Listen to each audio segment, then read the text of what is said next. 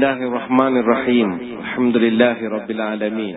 Wassalatu wassalamu ala asyrafil anbiya'i wal mursalin wa ala alihi wa sahbihi ajma'in.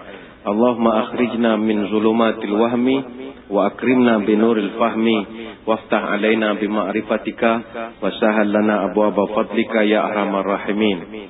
Terima kasih sahabat saya Al-Fadhil, pengacara majlis yang saya muliakan, lembaga pentadbir, warga kerja dan para sukarelawan Masjid At-Taqwa, tuan-tuan guru, para alim ulama, para habaib, muslimin muslimat, hadirin hadirat yang dirahmati Allah sekalian. Pertamanya saya bersyukur dapat kembali menyampaikan syarahan di Masjid Al-Taqwa ini. Kali terakhir saya menyampaikan syarahan di sini kira-kira 617 hari yang lalu, yaitu pada hari Sabtu 7 hari bulan Februari tahun 2015 jam 9 malam. Artinya sudah 1 tahun 8 bulan 9 hari. Dan saya sangat yakin tuan-tuan pun dah tak ingat apa yang saya ceramahkan pada masa itu. Masa itu kita buat forum ya, bersama juga dengan Ustaz Ma'az Salim, dengan Ustaz Ahmad Dahri. Kita membincangkan tentang tajuk Murabbi yang Agung. Bagi yang ingat, ingatlah. Yang tak ingatlah. Dan tajuk kita yang pagi ni pun Ustaz, saya ingat lagi 2 tahun dia tak ingat apa yang kita bahaskan nanti. Hadirin hadirat yang dirahmati Allah sekalian, kita nak bincangkan pada pagi ini tentang ilmu, bagaimana kehebatan para ulama yang kita kenal hari ini. Mereka menjadi hebat sebab mereka ini adalah di kalangan knowledge seekers. Mereka ini pemburu-pemburu ilmu yang begitu luar biasa sekali determination mereka. Ilmu ini dia jauh lebih hebat berbanding dengan harta. Ada rakan-rakan kita sekarang yang sedang sibuk mencari duit. Tak nafi, duit pun berperanan besar dalam kehidupan. Tapi ingat, ilmu kalau kita dapat, ilmu akan jaga kita. Tetapi kalau duit, kita yang mesti jaga dia. Beza sedikit lah. Dengan ilmu orang tak boleh curi. Harta tinggal sekejap saja sudah hilang. Ilmu tak ada orang boleh sedut daripada sini tak dapat. Yang ketiga, ilmu semakin diguna, semakin bertambah. Kebalikan dengan duit semakin diguna, semakin lama semakin berkurang. Ilmu walau sebanyak mana pun tak perlu dibayar zakat. Berbeza dengan harta, cukup haul dan nisab, wajib dizakatkan. Ilmu, dia boleh ikut kita sampai ke dalam kubur. Adapun harta kita, duit kita, rumah kita, handphone kita, hanya sampai ke pagar kubur sahaja. Ilmu boleh mendatangkan kuasa dan juga harta kepada kita. Tetapi kuasa dan juga harta belum tentu menghasilkan ilmu. Orang berilmu ramai sahabatnya, tetapi orang berharta ramai seterunya. Mengenangkan kepada kelebihan-kelebihan inilah para ulama mengambil perhatian yang mustahak untuk menjadi pemburu-pemburu ilmu. Sebab itu kalau kita kongsikan tentang kesungguhan para ulama dalam bab mementingkan sampai mencari ilmu ini, saya nak bawakan beberapa contoh tentang bagaimana kesungguhan mereka di dalam mencari ilmu. Ada yang melakukan perjalanannya beribu-ribu tahun, beribu kilometer semata-mata untuk mendapatkan satu hadis. Ada yang melakukan perjalanan bertahun-tahun kerana nak mendapatkan satu ilmu. Tetapi semua mereka itu bermula dengan satu adab yang pertama, iaitu tidak boleh tidak, mestilah respect kepada guru. Itu nombor 1. Carilah mana-mana ulama yang ada, mereka ini terdiri daripada orang yang sangat memuliakan guru. Kita ambil contoh nama-nama besar seperti Imam Ahmad bin Hanbal. Imam Ahmad dia kata, saya selama 30 tahun saya tak pernah tidur, melainkan sebelum saya tidur saya doakan keampunan untuk guru saya Imam Syafi'i. Bayangkan, tiap-tiap malam tanpa gagal doa kebaikan, keampunan untuk guru dia. Imam Asy-Syafi'i juga tidak terkecuali. Kata dia, semasa saya belajar dengan Imam Malik, saya buka kitab Al-Muwatta. Ketika saya nak membuka helaian kitab itu, saya akan buka sehelai. Kerana saya tidak mahu mengganggu bunyi kertas yang saya selak sehingga mengganggu konsentrasi guru saya Imam Malik. Kan kita kalau pergi belajar kitab tebal, okey ustaz pun masuk, okey buka muka surat 60. Tu kan kita. Tapi Imam Syafi'i ini dia terlampau jaga, helai muka surat tu pun dia buka pelan-pelan. Oh, orang sekarang jangankan buka buku, buka apa, handphonenya keluar macam-macam lagu. Tengah mengajar tu, Allah, keluar lagu Jeffrey Dean. Tapi ini cerita orang di Kuantan, bukan di sini. Di Kuantan banyak begitu. Begitu juga kata Imam Abu Hanifah, kata dia, aku tidak pernah melunjurkan kakiku ke arah rumah guruku. Guru dia bernama Muhammad. Orang tanya kepada Abu Hanifah, awak punya rumah dengan rumah guru awak berapa jauh? Katanya tak jauh, pisahnya 7 lorong. Tapi saya tak sampai hati kaki saya menghala ke rumah guru saya bernama Muhammad. Bayangkanlah begitu hormatnya dia pada guru, sampai kaki pun tidak dilunjurkan ke arah rumah gurunya. Itu sebab mereka ini jadi ulama besar sampai sekarang. Sebab mereka respect pada guru mereka. Ada satu orang ulama, Syekh Burhanuddin, dalam dia ni pengarang kitab Al-Hidayah yang begitu masyhur dalam mazhab Hanafi. Dia cerita ada seorang ulama dari Bukhara. Dia ni kalau murid dia ribuan orang murid. Kalau dia datang syarahan, memang bawa tika penuh sangat orang belajar dengan dia. Satu hari dia sedang mengajar, anak murid dia nampak, tiba-tiba Syekh ini berdiri secara tiba-tiba. Berdiri macam dengar lagu kebangsaan tu, National Anthem. Berdiri tegak. Semua heran, kenapa ustaz kita bangun, pandang tepi, tak ada apa-apa pun. Selang kemudian, duduk kembali. Okeylah, muridnya teruskan belajar. Habis kelas pengajian, ada murid-murid yang sedikit berani untuk nak tanya kepada ustaz ni, Syekh minta maaf nak tanya. Tadi sedang tuan mengajar kami, tiba-tiba tuan berdiri. Apa cerita tuan? Oh, katanya begini. Saya sedang mengajar dalam masjid. Saya pandang keluar pintu, saya nampak anak kepada guru saya melintas. Jadi saya bangun, respect sama anaknya dulu. Dia dah lalu, saya pun duduklah. Jadi bayangkan, itu baru anak pada gurunya lalu, dia sudah berdiri. Bayangkan kalau gurunya lalu, saya ingat dia panjat atas meja lah, punya respect pada. Ini kegigihan penghormatan para ulama dulu kepada guru mereka. Sebab itu kita kalau nak mengaji, nak belajar, nombor satu mesti mau respect guru. Tak kira ilmu apa, belajar silat sekalipun. Mana boleh belajar silat, kita pandang guru kita lagi hebat daripada guru, tak boleh lah. Tak dapat ilmunya. Guru tu tak akan mengajar ilmu sulit-sulit pada kita. Yang buah 18, buah 20 dia simpan. Sampai 17 dia bagi buah sulit. Sebab tak tahu hormat orang ini. Ilmu agama pun sama. Tak akan dapat keberkatan ilmu kalau tidak respect pada guru. Di sekolah, kalau murid tak hormat pada cikgu, dia memang berjaya dalam exam. Tapi percayalah, hidupnya dia tak tahu apa yang dia belajar selama ini. Dia benar belajar, tapi aku tak faham apa yang aku belajar. Walaupun examnya bagus. Sebab itu menghormati guru sangat mustahab. Yang kedua, kita melihat perjuangan para ulama. Mereka punya semangat daya juang yang begitu tinggi untuk mencapai ilmu. Serta mereka spend time untuk mendapatkan ilmu ini begitu luar biasa sekali. Macam tadi Ustaz ada menyebut tentang kelas kafah yang inisiatif kita buat untuk nak kembalikan masyarakat kepada basic pengajaran dalam ajaran Islam ini, fardu ain kita. Tapi tidak ramai orang yang boleh meluangkan masa untuk nak belajar. Kalau kita nak kaji balik ya para ulama, dari segi mereka meluangkan masa untuk belajar, kita ambil contoh Ibn Abbas radhiyallahu anhuma. Ibn Abbas ini ketika Nabi wafat, umurnya baru 13 tahun. Tingkatan 1 baru. Tetapi, kata Sayyidina Umar Al-Khattab, andai kata Ibnu Abbas ini umurnya sama dengan kami, maka tidak ada di kalangan kami yang boleh challenge dia punya ilmu, walaupun hanya 1/10 daripada knowledge dia. Ibn Abbas ni muda. Yalah, kalau Nabi wafat umur 63, dia baru 13 tahun.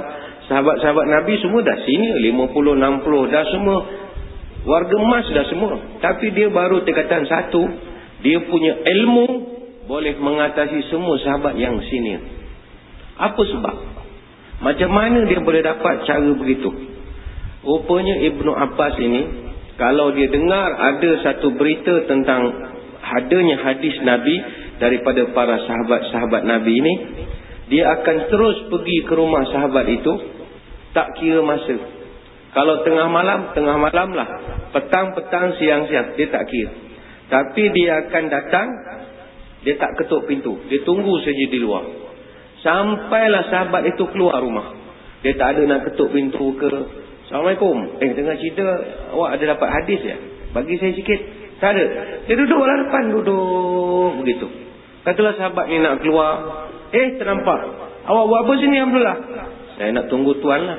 Berapa lama dah duduk? Dari tengah malam tadi dah saya duduk sini. Awak nak apa? Saya nak tanya, semalam tuan ada dengar hadis atau tidak? Ada. Boleh kasih sama saya mau dengar. Wahai Abdullah bin Abbas, kalau awak bilang nak minta hadis sama saya, ketuk sajalah pintu. Tapi kata Ibn Abbas, tidak. Saya kalau nak mendapatkan satu ilmu, saya mesti datang berjumpa dengan orang yang berkehendakkan ilmu. Al-ilmu yu'ta wala ya'ti. Sebab ilmu itu mesti didatangi, bukan mendatangi. Bayangkan barakah dia. Dia dengar satu tempat ada ilmu, dia pergi. Jadi dalam konteks kita sekarang, kalau dengar di Masjid Taqwa ada tempat ilmu, kita pergi. Kalau begitu amalannya, insya-Allah boleh membentuk kita menjadi Ibnu Abbas Junior, insya-Allah. Di mana saja dia dengar ada ilmu, dia pergi. Dia akan pergi.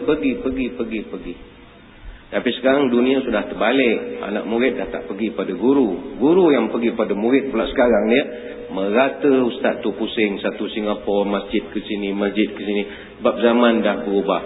Anak murid dah ramai yang tak kuat-kuat lagi. Guru pula yang terpaksa datang pergi kepada rumah murid. Dah terbalik lagi dah. Jadi yang terus-terusan alimnya nanti guru tu lah. Alim guru tu. Di mana mengajar. Ada satu kisah Jabir bin Abdullah radhiyallahu anhu. Jabir bin seorang tabi'in rahimahullah. Dia pernah menempuh jarak perjalanannya sejauh sebulan. Semata-mata untuk bertemu dengan Abdullah bin Unais, demi untuk mendapatkan satu hadis sahaja. Dia berjumpa dengan Syekh Abdullah bin Unais, dan akhirnya dia berjaya kumpulkan 1540 buah hadis, dan dia jadi seorang ulama hadis yang besar. Begitu juga Imam Baqi' bin Makhlad Al-Andalusi. Dia pernah menempuh perjalanan ikut darat daripada Spanyol sampai ke Baghdad, daripada Spain sampai Iraq, semata-mata untuk jumpa Imam Ahmad bin Hanbal, dan dia dapat belajar 300 hadis daripada Imam Ahmad. Bayangkan daripada Spain sampai Baghdad, itu jaraknya 5,728 km. Kalau driving non-stop 60 jam. Tetapi kerana nak mencari ilmu, dia sanggup pergi. Kita daripada rumah sekitar Siglap ke apa nak sampai ke sini, saya kira tak sempat tukar gear 5 dah sampai lah. Saya ingat tak sempat tukar pun gear. Kalau tuan-tuan dari Singapura pergi ke Ipoh pun baru 566 km. Katalah ada yang peminat Ustaz Kazim di sini, die hard fan punya kan. Dengar Ustaz Kazim, piung pergi. Mungkin kita rasa jauh, itu baru 556 km saja. 5 jam 19 minit lah. Ini Imam Baqi' bin Makhlad Al-Andalusi, perjalanannya 5,728 km. Nak dapatkan hanya satu hadis saja daripada Imam Ahmad bin Hanbal. Yang saya nak kongsikan adalah kesungguhan. Kita ambil contoh Imam An-Nawawi rahimahullah. Kenapa Imam Nawawi dia jadi ulama, namanya begitu besar sekali. Bahkan tuan-tuan kalau belajar fiqh, belajar hadis, takkan tidak mesti jumpa dengan nama Imam Nawawi. Dan Imam Nawawi dia punya nama, begitu besarnya nama dia, Sehingga kan kalau ada khilaf dalam permasalahan tertentu, tiba-tiba ada pandangan Imam Nawawi, kita pegang Imam Nawawi. Imam Nawawi ni memang legend betul lah. Muda, bujang, tak sempat kahwin, meninggal. Sekitar 4 series baru umurnya dia sudah meninggal dunia. Apa sebab dia boleh jadi ulama besar dalam usia yang begitu muda? Tiap-tiap hari Imam Nawawi dia membaca 12 jenis ilmu yang berbeza-beza. Saya tidak katakan sehari dia baca fiqh, lepas tu hadis, lepas tu bahasa Arab. Tak, dia baca yang beza-beza.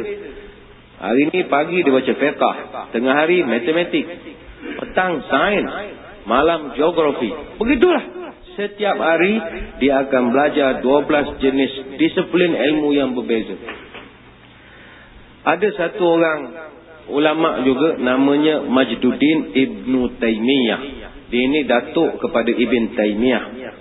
Ni nak cerita kegigihan dia ya. Syekh Majduddin ini kalau dia nak masuk bilik mandi, nak mandi, dia akan pesan kepada khadam dia atau bibi dia, pembantu dia begitulah. Tunggu depan bilik air, pegang kitab, tolong bacakan buku.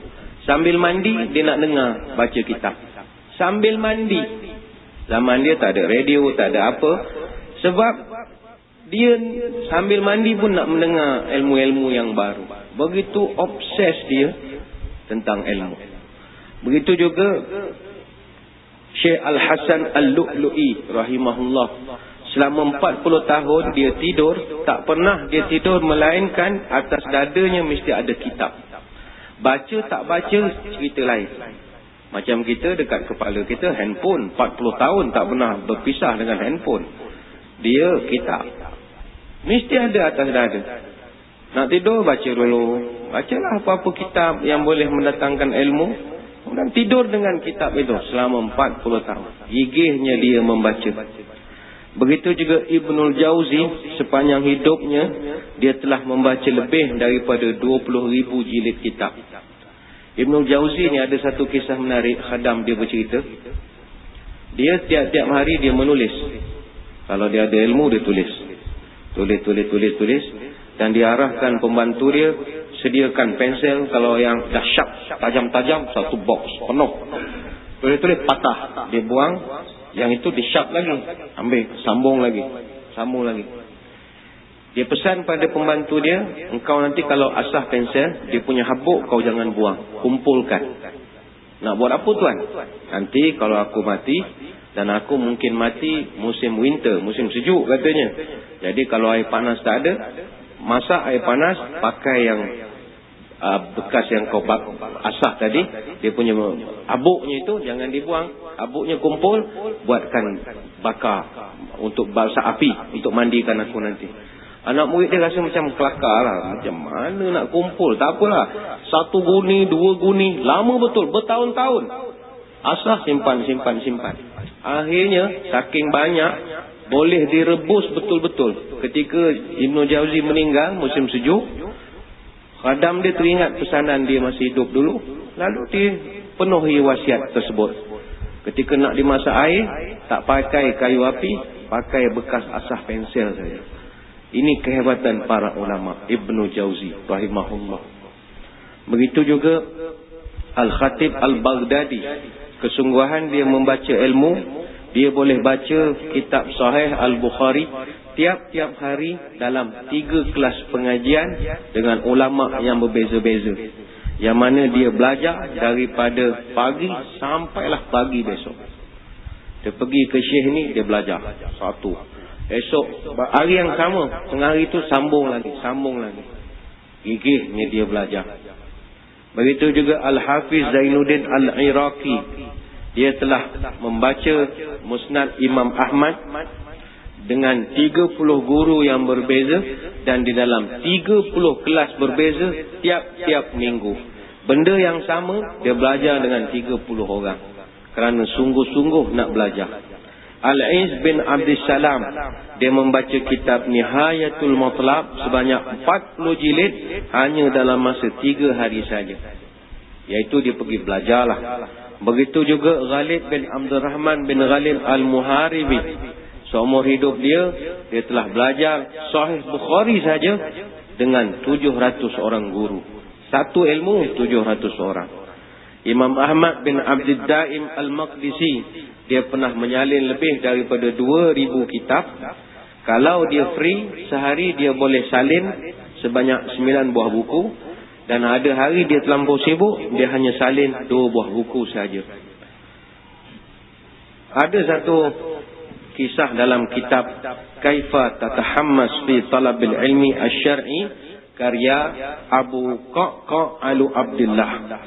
Dicatatkan bahawa para ulama dahulu kalau diberi pilihan antara makan dengan belajar, dia pilih belajar. Sampai begitu. Ada beberapa contoh, kata Abu Hatim Ar-Razi, kami masa belajar di Mesir, kata Abu Hatim, selama 7 bulan kami tidak pernah merasa masakan yang berkuah. Sebab kami tidak ada waktu untuk memasak, tidak ada masa untuk nak menyiapkannya. Artinya dia orang kalau makan telur goreng gitu saja. Nak buat kuah-kuah ni tak ada sempat masa lah. Dia cerita pada waktu siang kami akan berkeliling sekitar Kahirah kepada masyayikh, guru-guru. Dan pada malam hari kami gunakan untuk nak catatkan balik apa yang kami belajar dan buat correction kalau ada kesilapan-kesilapan nota dan macam-macam. Kata dia satu hari, saya bersama dengan seorang teman datang berjumpa seorang syekh. Dan bila sampai, pembantu syekh tu beritahu, syekh ni sakit hari ni. Jadi kami pun kata, satu kelas sudah tidak ada. Macam free dah masa kita. Dia orang pun turun lah. Sebab kata, kita 7 bulan makan nasi telur goreng saja. Ikan goreng, ayam goreng. Kuah pun tak ada. Jom pergi pasar. Lalu dekat pasar, dia tertarik pada satu ekor ikan yang sedang dijual. Jadi, kata Syekh Hatim, kami pun beli ikan. Kami pun niat balik mau goreng, mau makan, buat proper sikit lah. Masak 3 rasa ke, sweet sour ke, macam tu lah. Contoh lah. Bila kami sampai di rumah, tengok-tengok masa ada jadual syekh yang lain pula. Sepatutnya tadi dia belajar dengan syekh tu dah sakit, pergi pasar ni beli ikan. Sampai di rumah tengok jam, kita ada kelas satu lagi lah. Akhirnya mereka tinggalkan ikan itu dengan harapan untuk masak pula pada lain kali.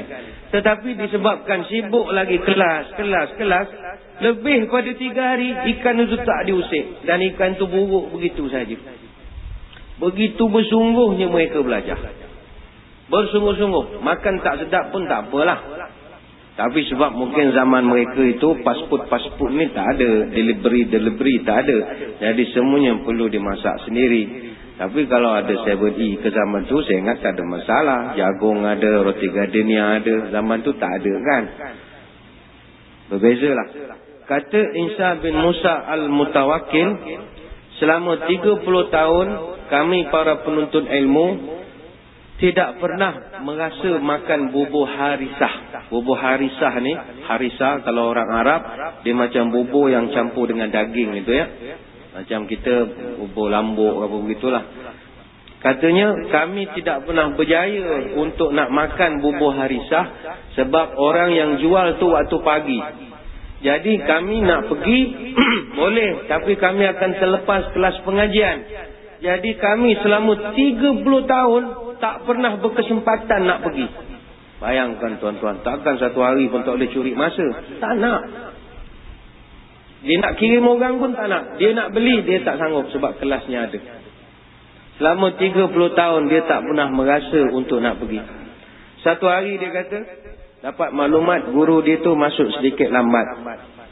Jadi dia pun, ini can kita lah pergi beli harisah. Pergilah beli harisah. Dan bila dia nak sampai, kawan beritahu, ustaz sudah sampai. Dia pun 50-50. Mau beli harisah, mau pergi dengan hadis. Harisah, hadis. Lalas pergi hadis. Tak makan lagi. Tambah 31 tahun. Tak pernah lagi dia merasa. Luar biasalah para ulama dahulu bersungguh-sungguh. Kata Ubaid bin Ya'ish, saya tidak pernah makan malam dengan tangan saya sendiri selama 30 tahun. Yang menyuap saya makan, adik perempuan saya. Apa sebab? Saya sibuk menulis hadis Rasulullah sallallahu alaihi wasallam. Terlampau sibuk, makan pun tak sempat. Dia ajak makan tak nak turun, disuapkan. Dah tua, suap lagi. Sambil tulis. Lagi. Begitu. 30 tahun. Bersungguh-sungguh. Kata Al-Maliki, ada satu kisah Muhammad bin Sahnun. Dia ada seorang hamba bernama Ummu Madam, pembantu dia. Satu hari Muhammad bin Sahnun terlampau sibuk menulis sebuah kitab. Tulis, ambil nota macam-macam. Jadi datang dia punya pembantu. Bibi dia datang. Tuan, ni makanan. Tuan nak makan atau tidak?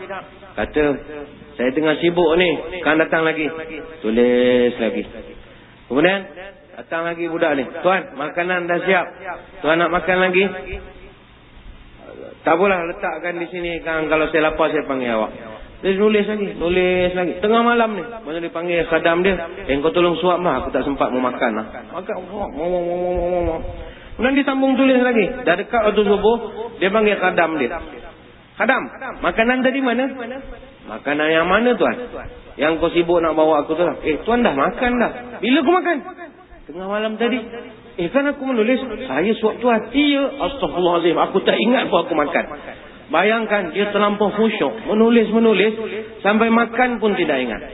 Contoh teh tarik. Ini sudah separuh tinggal. Ini mungkin tak perasan. Ya, begitu khusyuk sekali. Kalau ada kuih lagi, dia tak begitu khusyuk sekali. Banyak lagi cerita saya akan kongsikan, namun saya kira sebab nama pun sembang teh tarik, jadi kita akan minum teh tarik dulu. Kita akan kembali tu selepas ini. Wallahualam.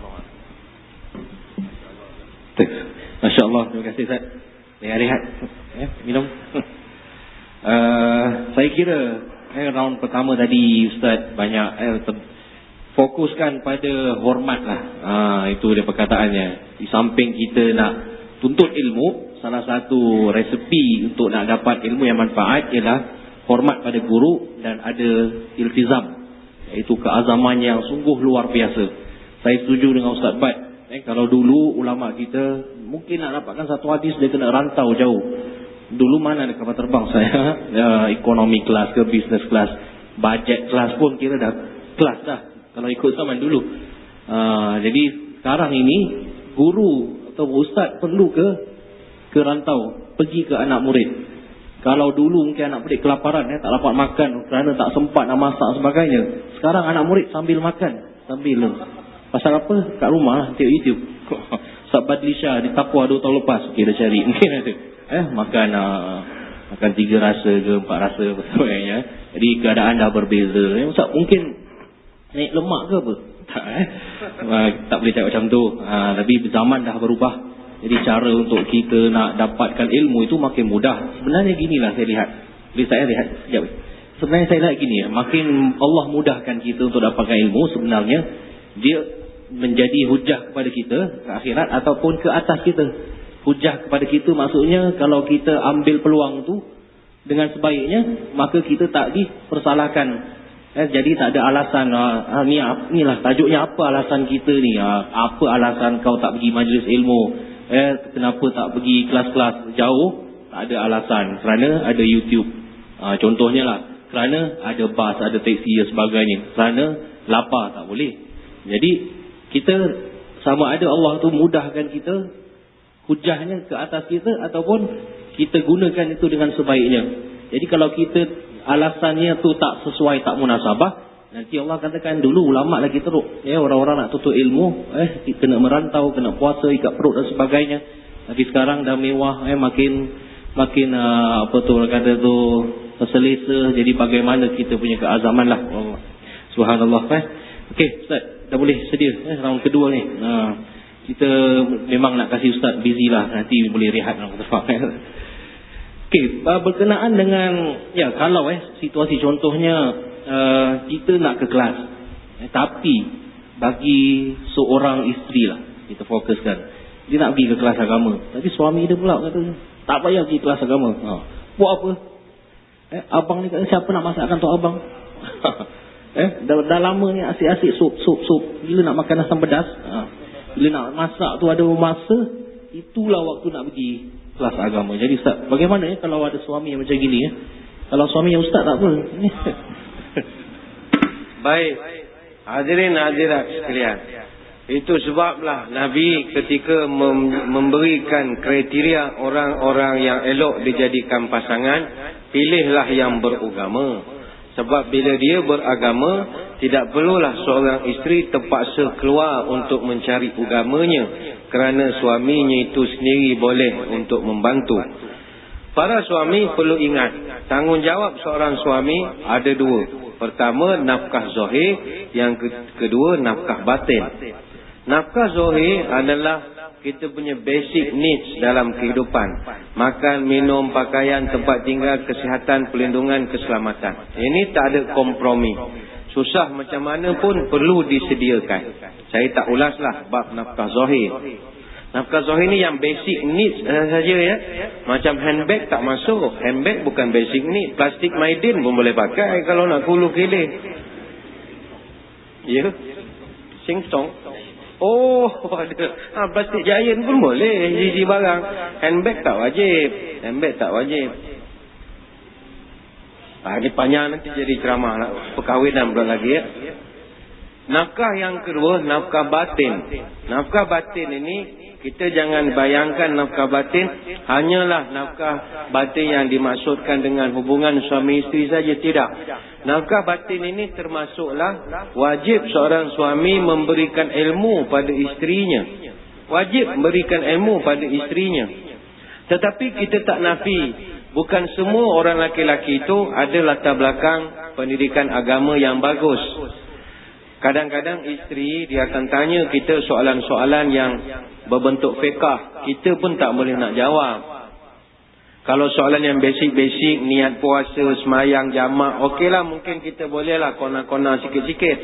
Tapi kalau yang melibatkan hal ehwal muslimat, itu jam kita kadang-kadang. Dia tanya kita soalan, bang, orang perempuan kalau nak mandi wajib kerana disebabkan jima, beza tak niatnya dengan mandi wajib kerana datang bulan? Tuan-tuan nak jawab apa? Ini bukan ada ABC pilihan, tak tahu. Ataupun dia tanya kita soalan lagi yang pelik lagi. Bang, saya bulan lepas hari ni datang bulan, esok tak, datang tak, kemudian datang lagi, kemudian tak, hari yang ke-18 tu keluar biru 80. Ada color-color pula dah. Macam teksi pula dah, kuning, biru apa semua. Nak jawab apa? Kita tak tahu. Yang tak tahu memang kita tak tahu betul. Jadi bila tuan-tuan tak mampu untuk bantu bab itu, janganlah disekat-sekat. Benarkanlah isteri untuk pergi belajar. Pergi belajar bukan arti masuk UIA ke sambung master, bukan. Banyak kelas-kelas pengajian di Singapura, izinkan mereka pergi kelas muslimat. Sebab kalau fardu ain, biasanya orang perempuan dia beza masalah fiqah dengan kita orang laki-laki. Jadi kebiasaan untuk mereka hal ehwal fiqh wanita, ada ustazah yang akan bantu. Sebab dia lebih memahami biologi seorang wanita. Maka izinkanlah suami isteri itu pergi belajar menuntut ilmu. Sebab itu pengalaman saya semasa menjadi pendaftar nikah cerai dan rujuk di negeri Pahang, memang ketika kita masuk ke mahkamah kes-kes perceraian, antara perkara yang seorang isteri boleh dakwa daripada suami adalah apabila suami tidak memberikan ilmu kepada dia sepanjang perkahwinan. Sebab itu hati-hatilah. Kalau isteri kita minta kebenaran, berikan. Tapi sebelum dibenarkan dia untuk keluar belajar di tempat orang, pertama tuan-tuan seeloknya mengajak ustaz itu datang ke rumah. Ustazah lah, jangan panggil ustaz, nanti kan konspirasi apa pening pula kepala kita, berlaku macam-macam skandal nanti. Cari budak-budak, kan Singapura ramai pelepasan madrasah, budak-budak balik Jordan, balik daripada Mesir. Mereka ni semua golongan buat perabot, kursi meja, kepala serabut, duduk saja, bukan ada kerja pun. Kerja tengah muiz mana ada orang pencen lagi. Jadi memang penuh. Ustazah nak jadi imam tak boleh. Jadi banyak yang duduk lagi. Madrasah pun dah penuh sekolah. Panggil dia datang ke rumah, ajar isteri kita. Bagilah sikit duit minyak dia naik motor, parking, bagi sikit lah. Datang, bukan suruh potong EPF ke apa, tak ada. Yang simple-simple lah. Datang ajar isteri kita. Mungkin kumpulkan isteri jiran yang lain 2-3. Jadikan rumah kita belajar fiqh untuk wanita ini. Tapi kalau kita tak mampu, duit pun tak ada, nak bagi orang duit minyak apa semua, benarkanlah isteri keluar. Pergilah dia belajar dengan kelas-kelas kafah, kelas apa? Kamak kok ada kelas mengaji Al-Quran ya, masjid ni juga ada buat. Benarkan, sebab ianya adalah menjadi tanggungjawab wajib seorang suami. Dan ini suami-suami perlu ingat. Dan puan-puan, kalau berlaku konflik rumah tangga, antara perkara yang kita boleh dakwa kalau suami nanti di mahkamah adalah kalau dia tak benarkan kita pergi belajar, boleh dibawa ke mahkamah. Kalau undang-undang di Malaysia lah, di sini saya kira kurang lebih kurang begitu jugalah. Wallahu a'lam.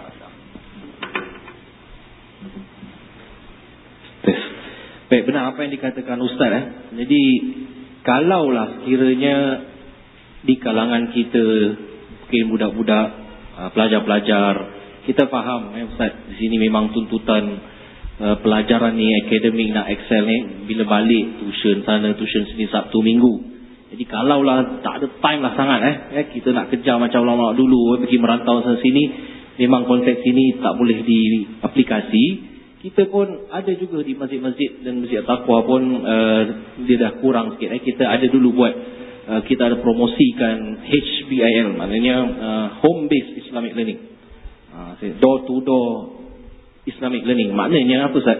Jadi masjid, jadi rumah-rumah yang perlukan ustaz atau ustazah datang. Contohnya kalau suaminya tak boleh keluar, boleh, syaratnya ustazah tu datang.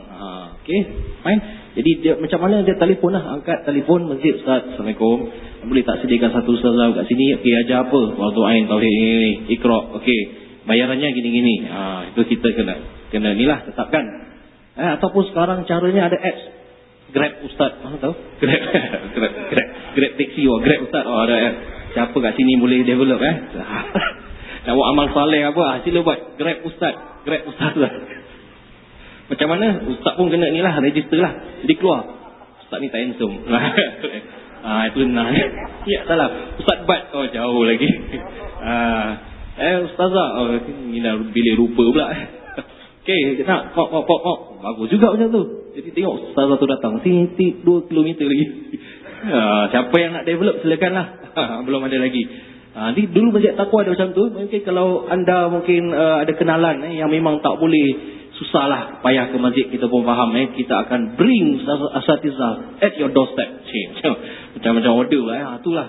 Itu pun demandnya tak berapa banyak Ustaz. Jadi kita pun kurangkan. Jadi kalau hari ini kita rasa keperluan belajar agama, kalau kita tak boleh keluar atas sebab-sebab tertentu, maka jangan jadikan alasan nanti. Sekurang-kurangnya kita ada usaha, masjid dah berikan usaha macam ni, telefon saja, saya nak satu Ustaz, ajar anak saya. Okey, insya-Allah kita akan uruskan. Kerana ada beberapa asatizah juga kita yang ada dalam 1000 lebih lah yang terdaftar. Tapi itu pun susah juga nak cari, kerana mereka pun masing-masing ada komitmen. Baik, seterusnya Ustaz, kalaulah kita dah ada ilmu ni yang mantap, fardu ain ni mantap top. Kemudian apa yang perlu seseorang itu lakukan? Kerana makin kadang-kadang orang yang berilmu Ustaz, makin dia nak tunjuk. Lagi-lagi ni berkenaan adab lah dengan ibu dan ayahnya, sesuatu benda yang dia belajar baru lah. Kononnya tahlil ni sebenarnya tak ada asal dalam agama lah. Tahlil lagi, yasinan lagi, tak ada topik lain. Inilah yang masalah Nusantara kita kan. Ini yasinan, tahlilan ni. Jadi bila katakan orang tua saya ni buat, tak ada pak kat dalam Islam ni. Cuba cari sejarahnya. Sejarahnya dari Yaman atau dari Wali Songo. Tak ada asal dari Islam. Ada sahabat buat? Tak ada. Dah jadi argue kat dalam rumah. Apa nasihat Ustaz kalau orang-orang yang macam ni lah, dia argue dengan mak opak ke ataupun argue dengan kawan ke Ustaz? Betul. Terima kasih, persoalan yang begitu baik sekali.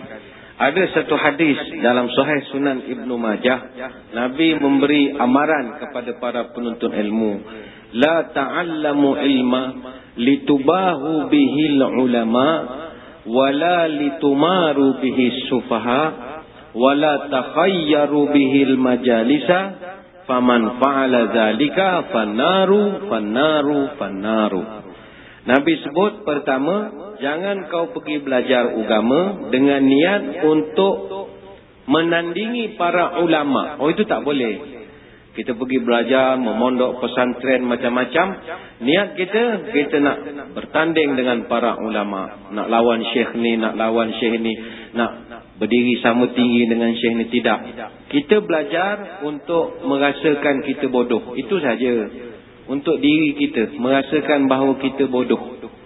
Orang yang sentiasa belajar, dia sentiasa merasa dia bodoh. Orang yang tak mau belajar, dia dah terlampau cerdik. Mungkin dia ada double degree, double master, triple PhD, tak perlu belajar.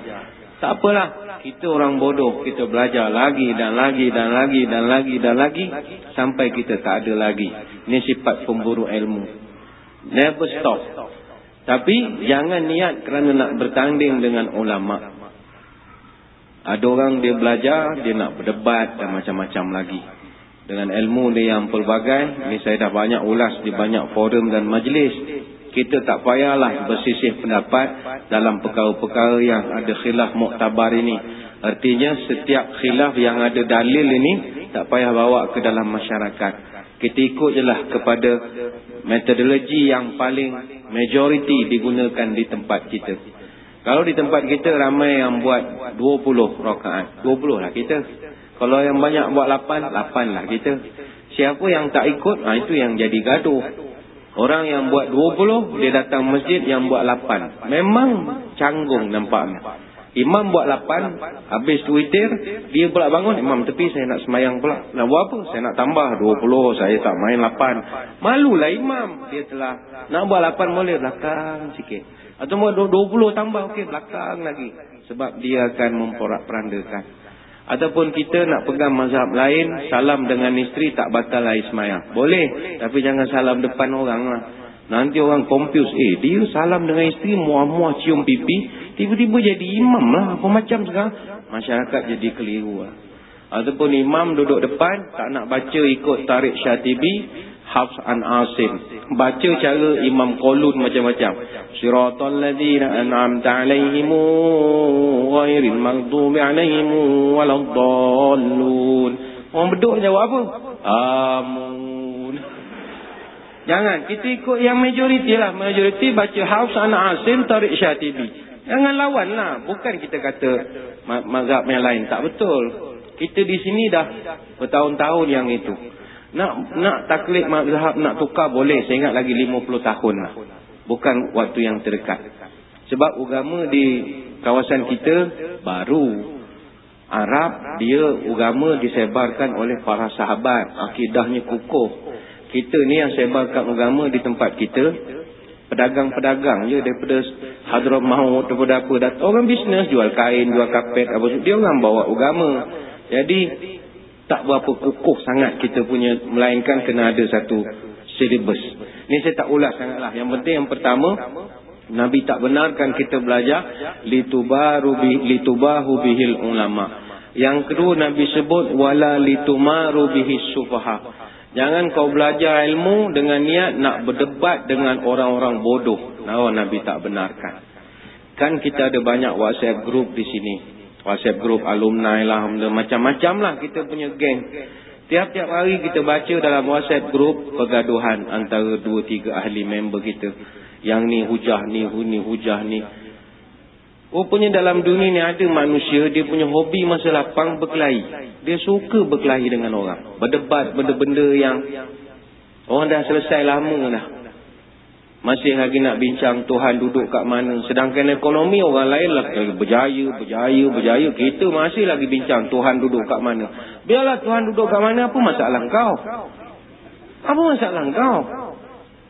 Orang dah sekarang ni ekonomi macam mana, politik macam mana, survival umat macam mana, Islam macam mana. Kau masih lagi nak bincang kunut tak kunut, ini lutut sujud, turun lutut dulu ke tangan dulu. Bergaduh benda-benda yang disibukkan dengan benda begitu.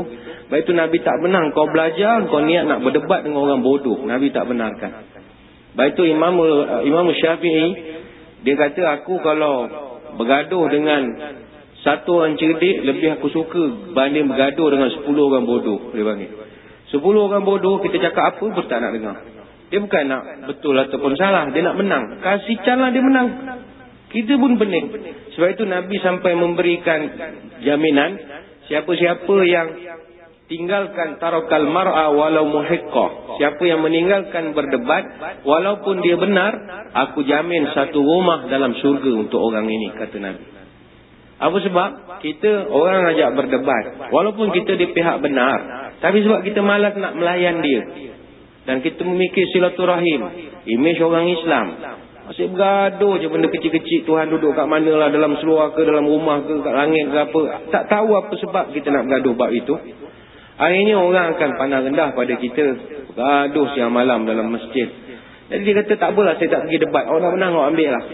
Mau penyokong suka lah, yeay, ustaz kita menang, ustaz kita menang. Memang. Tapi Nabi kata, aku yang mengalah tadi, aku janji satu rumah dalam syurga untuk dia. Sebab dia tak nak berdebat. Berdebat bukan cara orang Islam. Berdebat ni kandidat pilihan raya Presiden Amerika punya cara, bukan cara orang Islam. Orang Islam tak berdebat. Yang berdebat ni orang-orang di barat sana. Dia ada satu budaya menelanjangkan kesalahan lawan, tapi cara profesional. Panggil duduk depan, kau cerita buruk dia, kau cerita buruk dia. Dulu profesional lah, cerita dasar, ekonomi, hubungan luar. Sekarang dah macam kita je, semua buruk keluar. 5 tahun dulu kau pernah mengorat ni. Oh dulu 6 tahun dulu laki kau pernah ni. Lebih kurang macam mak jemah je lah sekarang ni. Alim surat tingkap semua dah sekarang. Sebab itu debat Nabi tak benarkan. Orang Islam boleh debat profesional, diskusi ilmiah, wacana, simposium, itu boleh. Tapi debat Nabi tak benarkan. Jangan belajar ilmu litumaru bihis sufaha, bergaduh dengan orang bodoh. Kemudian Nabi bagi warning, wala takhayyaru bihil majalisa. Ini macam Ustaz buat contoh tadi.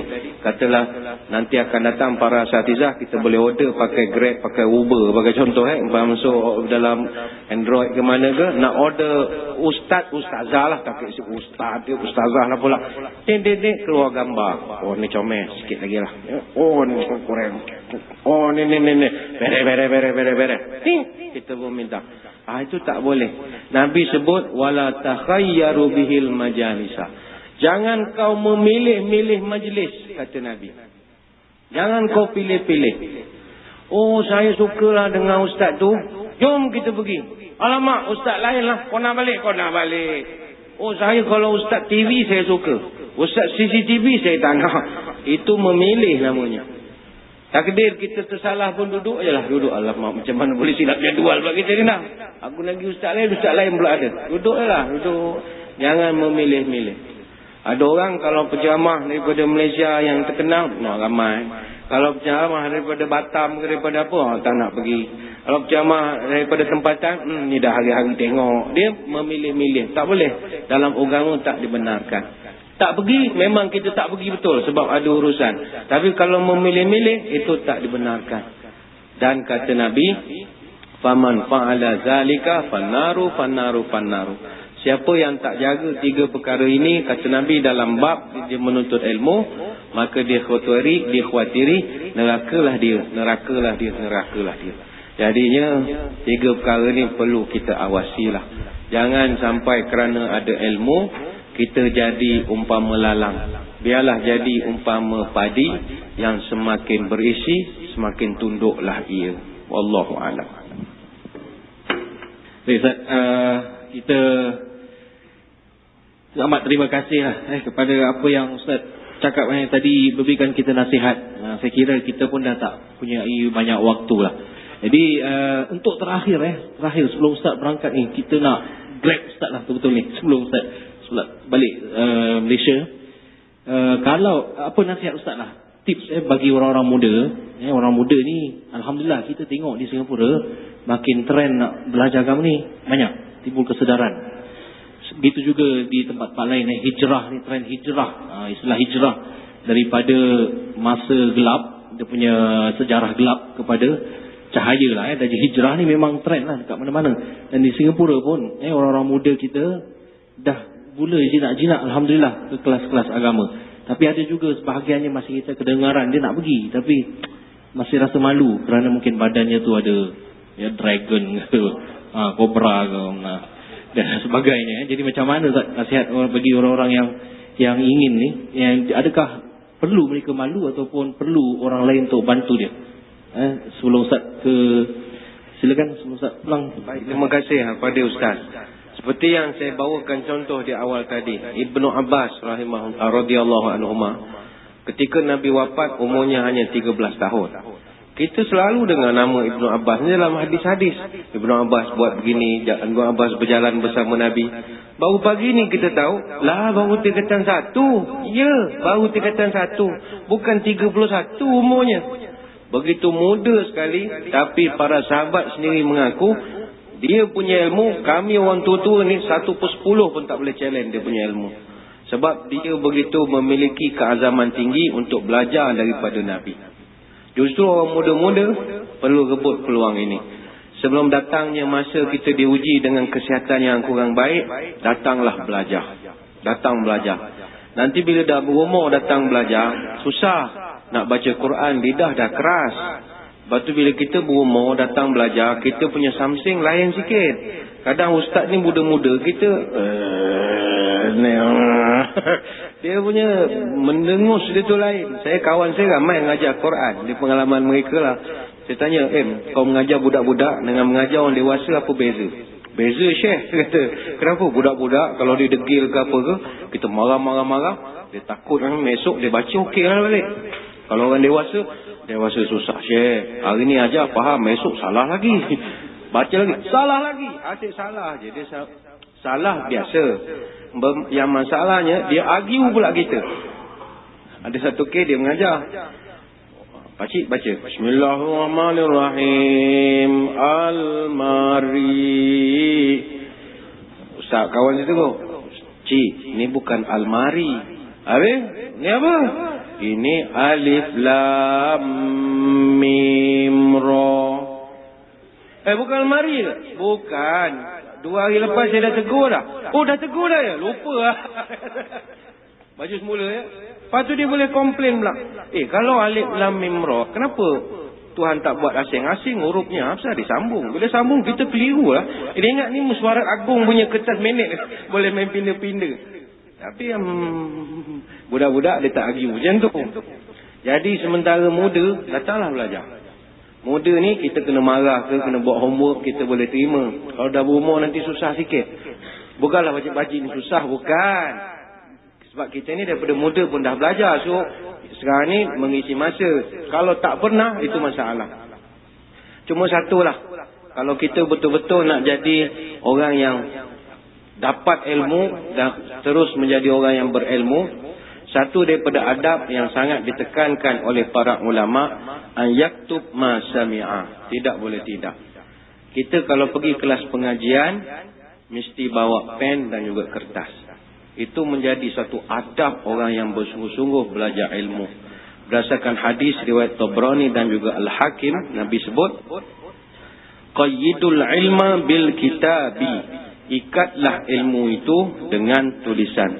Kata Imam Syafi'i, kata dia, kalau kita memburu binatang di hutan, bila dapat binatang itu, kita ikat dengan tali supaya binatang itu tidak lari. Tapi kalau kita memburu ilmu, tak kira kelas kafa ke, forum kafa ke, cerita ataupun riwayat yang kita dapat, kita ikatlah dengan tulisan supaya ilmu itu tidak lari. Sebab orang yang tidak rekod sebarang perkara yang dia dengar, payah dia nak ingatkan perkara itu. Mungkin dia boleh ingat semua, tapi detail, numbers, angka, rujukan dia tak boleh nak ingat. Kecuali dia kontak balik masjid, pinjam CCTV balik, dia akan boleh cek balik lah. Tapi tak boleh tidak, mesti mencatat dan mencatat. Kata Imam Syafi'i, pen dan kertas dia umpama senjata bagi seorang tentera. Tentera kalau masuk berperang, tak bawa senjata, bolehkah dia mendapat kejayaan? Boleh, tapi tipis. Sama juga pelajar, datang ke kelas, tak bawa pen dan kertas, tuan-tuan agak dapat ataupun tidak ilmu untuk dia bawa balik? Jawapannya tipis. Kecuali dia ada fotografi punya memory. Pump, semua dia simpan. Itu munasabah lah, dia boleh tangkap semua perkara. Sebab itu Imam Syafi'i masa kecil dia miskin. Pergi sekolah, duit tak ada nak bayar yuran. Tak boleh masuk kelas, dia duduk dekat tangga. Duduk kat tangga, cikgu ajar, dia intai-intai sajalah. Cikgu mengajar, dia ambil nota, dia tulis atas tangan. Kertas tak ada, buku tak ada, tulis atas tapak tangan saja. Disebabkan dia miskin, pen pun tak ada, dia tulis pun pakai air liur saja. Air liur tulis, air liur tulis. Sampai orang ejek dia, kau ni adalah miskin, tulis pakai air liur, mana kau nampak kau punya poin-poin nota? Kata Imam Syafi'i, ya memang aku tak nampak, tapi aku nak ambil berkat saja daripada guruku ini. Dia punya kesungguhan dia. Sebab itu Imam Syafi'i, walaupun otaknya macam magnet, dia tetap saja mengambil nota. Ini nasihat untuk anak-anak muda lah. Kalau nak pergi kelas nanti, jangan lupa yang kita-kita yang dah berumur ni semua tak ada masalah. Semua dah boleh memory, okey, tak ada masalah. Ya. Ini untuk memantapkan kita punya adab menuntut ilmu. Jangan kecil hati pula lepas ni tak datang lah. Bukan, ni cerita saja. Khusus sebab soalan tu untuk orang muda-muda ya. Orang muda-muda kena bawa pen, bawa kertas. Ada orang dia bawa note, apa dia tulis pakai note Samsung apa semua. Yang itu susah sikit sebab ada setengah penceramah, bukan semua penceramah baik macam kita orang. Ada penceramah yang garang-garang ni, pegang telefon kena marah. Dia ingat kita main mesej, rupanya kita ambil note. Dia baling mikrofon ni. Dia nak baling. Rupanya budak tu tengah ambil note pakai telefon. Ada ustaz-ustaz yang garang tu tak nafikan lah. Tapi elok bawalah pen dan kertas untuk mantapkan. Saya kira sekadar itu. Saya mohon tuan-tuan mendoakan perjalanan saya terbang balik ke Kuantan hari ini sampai mudah-mudahan. Wallahu a'lam. Alhamdulillah.